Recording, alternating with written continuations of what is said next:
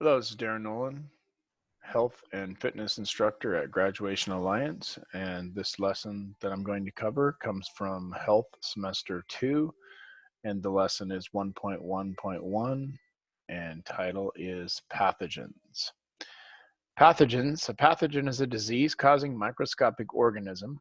They're also known as germs, and they can be bacteria, viruses, fungi, or protozoa. These pathogens typically are what cause communicable diseases. Communicable diseases are diseases that spread from one person to another, such as colds, strep throat, pink eye, chickenpox, athlete's foot, and measles. A disease occurs when the pathogens enter the body and the body cannot fight them off. Different types of pathogens. We'll break these down a little more in depth. So let's first talk about viruses over here. These are cells or pieces of genetic material that have outer protein shell. They're the smallest of pathogens. Once inside the body, viruses spread and make us sick. Viruses cause some of the more common diseases, such as the common cold, influenza, the flu, chickenpox, and measles. And if you're watching this presentation right now, the most recent virus is the coronavirus that has become global. Bacteria, tiny one-celled organisms that exist all over the place. They can live in freezing temperatures as well as boiling hot temperatures. Bacteria cause diseases such as strep throat, pink eye, and pneumonia, to name a few. Fungi, they're plant-like organisms such as molds and yeasts. Fungi thrive in warm, damp environments, and they cause diseases like athlete's foot and ringworm. Protozoa are single-celled organisms that are larger and more complex than bacteria.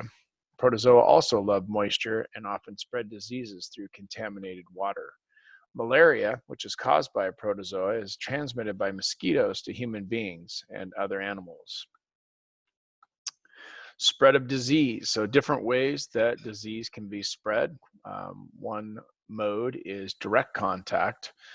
Pathogens can spread directly from one person to another. Includes hand-to-hand contact, kissing, poor hygiene, and sexual or other physical contact. Sneezing and coughing can spray infectious droplets of saliva or mucus onto an individual's eyes, nose, or mouth if he or she is nearby. The infected bodily fluids then cause infection to spread. Indirect contact. Pathogens can enter your body by sharing drinking glasses or eating utensils with an infected person. Contaminated needles used for tattoos, body piercings, and drug injection can also spread pathogens. Essentially, anything can spread infected bodily fluids or tissues is potential spreader of infection or disease. Food and water. Food and water. Some pathogens infect people through contaminated food and water. Pathogens found in food cause foodborne illnesses such as salmonella and botulism. Foodborne illnesses are reported daily all over the world, including the United States. Improperly stored or undercooked food provides an ideal environment for pathogens to grow and multiply. Animals or insects. So animals or insects can spread pathogens. The bite of a tick can spread the virus that causes Lyme disease, as an example.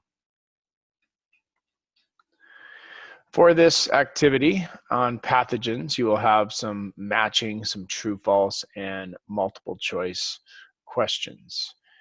If you have any questions, reach out to your health and fitness instructor, and I hope this information was helpful.